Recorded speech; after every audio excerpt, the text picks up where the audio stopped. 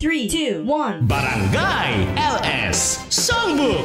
Magsisimula na ang pangmalakasang kwentong JD na may hashtag SB. Halik! Hashtag Kiss. SB Halik. Pakilala mo na sino ang ating main character. Ito ang main character natin at bibida ngayong araw, mga kapuso, mga kabarangay. Ay, walang iba, kundi ang binline item natin last time. Si Brandon. Oo si naman, Brandon si Brandon, hot actor. Kung maalala ng mga kabarangay natin, kung nakapakinig sila last time, si Brandon, na i-blind item na din natin. Kasi itong si Brandon, anong hashtag natin last time? Hashtag SB... ano ba yun? Basta ang ginawa niya kasi meron siyang kapartner. Lalaki, straight si Brandon. Straight naman yun. Oo, kaya lang, meron kasi siyang amoy. May tinga. Hindi pala amoy May tinga. Oo, hindi siya mahilig sa sa toothpaste at toothbrush. Hindi sila friends ng toothbrush. Alam niya may kissing scene kumain, di ba? So yung ka-leading lady niya na may ka-bed scene siya, may ka-kissing scene siya, nagulantang dahil nung malapit na silang mag-kiss, may nakita siyang tinga, tinulak siya. May aftermath po ng tinanghalian ni Brandon. May kangkong. May aftermath na ng tinanghalian at saka hapunan nung kinagabihan. Imagine guys, yung hinapunan mo nandun pa sa ngipin. True. Inabutan na ng tanghalian. Diba? Nakarumal-dumal ka barangay, diba? So siya ulit ang bida ngayon. Siya ulit, oo. Ano na naman ginawa niya, tao na yan? May ito naman kasi, this time naman, isang napakakinis, napakaputi, na itago natin sa pangalang Snow White na actress, ang kanyang nakatrabaho sa isang serye. Series naman ito. Series naman Parang siya. pelikula yung last time, diba? Last time movie ngayon pelikula naman. Hindi man si Brandon kahit di nagtutoothbrush. Sikat naman kasi. Sikat naman kasi. Sa bagay, hindi naman na sinasabi in public na ito pong tao na to, magaling na aktor pero hindi nagtutoothbrush. Wala namang ganun, diba? Wala naman, naikukwento lang ng mga nagiging leading lady niya sa mga close friends, mga ganun. Sa circle, ganyan. Okay, so may bago na naman siyang ka-leading lady na isang maputing artista, si Snow White. Si Snow White. Snow White level. Tapos, correct, At si Snow White crush ni Anto Brandon. Aba? Isa sa crush niya. So, nung nalaman niya na mga katrabaho niya, definitely so excited. Oo, sabi niya, sa wakas, makakatrabaho ko na siya. Ang ganda-ganda niya. Ang puti, ang kinis. Pero ba't ganun? Sabi niya, ngayon ko lang nakapareha. Sabi niya. So, I have to be... binigyan ka ng chance kahit di ka toothbrush. Hindi pa nga alam. So, sabi niya, I have to be ready. I have to connect with her. Sabi niya, kailangan... At ano to, mas nauna yung pelikula kaysa doon sa dito sa series na ikukwento natin. So, aware na siya na kailangan niya mag-toothbrush. Aware na siya. Kasi 'di ba? Aware na siya. Kasi aware na siya. Dahil sa nangyaring eksena kasi another leading lady to. Tsaka lahat gagawin niya, magpabango, lahat ginawa naman niya. Mabuti naman. So, mamaya malalaman natin kung ano naman yung nangyari. So, pero definitely may connect yan sa kiss. Nasampal ba siya? Natuloy kaya? Natuloy kaya? O kaya biglang sinabi ni Derek, wag na lang? Wag na lang. Hindi, double na lang po. Yung ka-double. Double na lang. Yung body double lang ikikiss, ha? yung alalay ni actress. Kiss mo. Eto na nga, dahil nga mga kapuso, mga kabarangay, papading, dahil nga crush niya si Snow White, sabi niya, kailangan ko ipaghandaan to. Sabi niya kasi first time namin magpa-partner, so dapat sabi niya ma-impress siya sa akin. So laging ganun yung niya, thinking niya dapat ma-impress yung mga katrabaho niya in many ways. So sabi niya, dati nakita niya ako medyo okay yung katawan ko pero kailangan mas maging bigger ng konti, sabi niya. So, ano ba siya? Mamasil-masil ba to si Brandon? Ngayon, ngayon, medyo mamasil-masil na. Pinagandaan niya talaga mahilig siya mag-workout.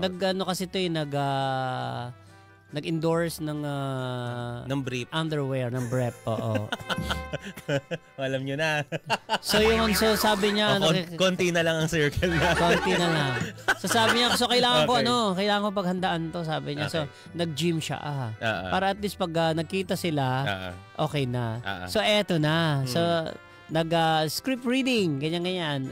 Para parang tawag doon, yung parang storycon, parang gano'n. Storytelling? Hindi, storycon. Yung pinatawag sila lahat para sabihin yung mga roles nila. Storytelling. Sa school pala yun, activity. Ang lola basyang naman yun. Okay. So So nakita siya, sabi niya, wow, sabi niya, okay yung body mo. Sabi niya, ano ka ba? Sabi ni Snow White. Sabi ni Snow White, nag-gym ka ba? Sabi niya, oo. Sabi niya, pinaghandaan ko kasi yung ano natin, yung tandem natin. Sabi niya, talaga ba? Sabi niya, kakahiya naman. Sabi niya, kailangan mag-gym din ako. At saka matagal sila magsasama kasi teleserye ito eh. Oo naman, taon-taon minsan, di ba? Sabi niya, oo naman, sabi niya, yun, na-impress sa akin. May plus ano na siya, may plus points. So, plus points. So, sabi na impress sa kanya. Sabi niya, ako din, mag-gym din ako para maging physically fit. Sabi niya, pag ready rin ako. So, sabi niya, ready ka na ba? Sabi niya, by next week daw, sasalang na tayo. Oo naman, sabi niya, and alam ko naman magaling ka. Sabi niya, ate yun na nga, nagsimula na ang shooting. Okay. At taping. Taping. So, nagsimula na yung taping. Okay. So, very smooth naman. Sabi niya, very smooth naman. Sabi niya, ano ba yun? Sabi niya, parang ano yata, parang kakaroon ba kami dito ng ng kahit konting kiss lang, parang wala leading naman. lady niya yun, malamang sa malamang meron, lalo na kung matured naman yung series, hindi naman siya pang bata lang. Kaya lang kasi yung series medyo pa-cute ng konti lang.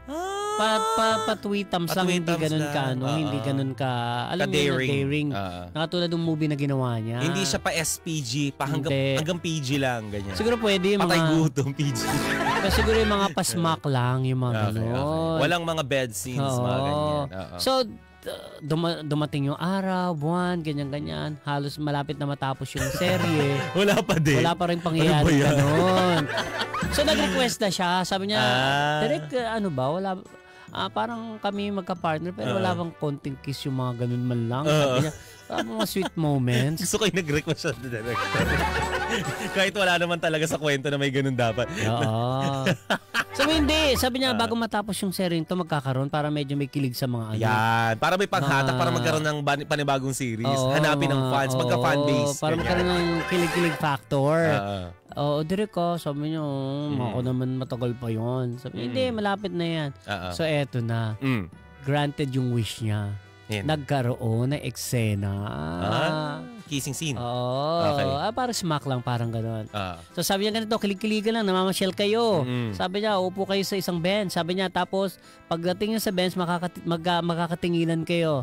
Tapos maghahawak ng kamay, sabi ni Direk. Tapos magkikiss kayo konti lang. Tapos ikakat natin yan. Smack lang gano'n. Sabi niya, tapos mapapapikit kayo pareho. Sabi niya, ay Direk, pwede po bang siya na lang? Ako hindi na ako pipikit, baka hindi ko ano yan? Masaktuhan. Masakto, baka piski kasi, di ba? Oo. Hindi tumama sa labi. Tapos sinalikan niya si nag-eksena na. So pagkatapos na eksena niya, hahalikan niya na si nagkatingin, holding hands. Tapos yung hahalikan niya na si Snow White. Pumikit si Snow White. Ay, yun naman nasabi ng direktor. Oo, pero nakatulog. At hindi Snow White pangalan niya. Tama, Snow White nga. Kumain ba siya ng apple before that? Pero ito nag-toothbrush, nag-mouthwash siya. Oo. Pero matagal bago nakunan yung eksena. So hinalikan niya ngayon. So paghalik niya, sabi pipikit lang, 'di ba? Nakatulog. Tapos sabi ni Direk, cut! Sabi niya, bakit Sabi niya, ano ba naman yan? Sabi niya, Snow White, ba't ka natulog? Ganyan-ganyan sabi niya. Tapos hindi magising. Sabi niya, ba't hindi magising? Tumawag kayo ng medic. Sabi niya, dalhin niyo sa dressing room. So dressing room, siguro mga ilang minuto. So mamaya, nagising naman. So sabi ni Direk, ano ba nangyari sa'yo? Sabi niya, kinilig ka ba? Sabi niya, hinalikan ka lang ng leading man mo, tapos nakatulog ka. Sabi niya, Direk, sabi niya, ang bantot ng hininga, Direk. Ano na? Ang bantot ng hininga, Direk. Sabi niya, nung hinalikan ako, sabi niya, parang hindi ako nakahinga. Nag-collapse na ako. So bad breath naman ngayon. Last time, I think hindi kasi nga, ginawa naman niya nag-mouthwash, nag-toothbrush. Ano nangyari? Medyo matagal yung yung nakunan yung eksena. Napanis na. So pagdating doon. Nag-expired na yung mouthwash. Siguro sabi niya para hindi umamoy, sabi niya hindi siya magsasalita. Ayun! Nakulob. Naipon. Kasi ibinugan niya kay At saka hindi siya kumain, di ba? Hindi. Di ba pag hindi ka kumakain, yung amoy ng Bituka, intestine mo umaakyat. Kasi ayaw niya baka may tingad, di ba? Ayaw na maulit yung nangyari last time. Kumbaga, he learned from his mistakes. Yes. Pagbuka ng bibig niya, hinlikan niya. Para ano yun parang usok. Ibang kwento naman ngayon. Diba? Nahimatay. Para kang nagpausok sa humidifier na may scent na, ano bang scent? Damp site scent. Buti na lang patapos na yung Burnal scent, ganyan. Patapos na yung serye. Oo. Ang nangyari po, yung main character si Snow White, pinatay na lang po sa isa. Hindi niya na daw po kaya. Hindi na tinapos.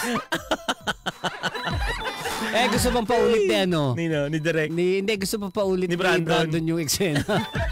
Ayaw na ni Snow White. Ayaw na, wala na. So body double na lang talaga. Kala na. Direk, okay na yun. Sa post-prod na lang yan daw. Direk. Kaan na lang, tapos gising ako. I-green screen na lang na. Ang sagwa, ang lungkot. Ay nako. O sa kabarangay ugaliin po mag-toothbrush para hindi nakakaya. Kahit hindi artista, 'di ba? Kasi lalo na kunyari nagkikipag-transact ka sa kunyari lang kahit nga kunyari magbabayad ka sa cashier, ganyan, 'di ba? Makikipag-usap ka talaga. Ayan, kung hindi po kaya mag-toothbrush, mag-face mask. Diba? Para kung may mahilo man, hindi kami, ikaw na lang. Tsaka ang pangit naman, di ba nagbabayad ka, yung kausap mo nakasaside. Di ba? Ayaw marap sa'yo. Malaking kasi yan malaking factor yan para magkaroon ka ng magandang impression sa iba. Ito nagsasalita ka, sabihin sa'yo, okay na. Kahit gusto pa sana magtanong. Hindi okay na yan. Yung hindi lang intindihan sinabi mo, pero okay na po, okay na. Okay na. Next! Barangay LS 97.1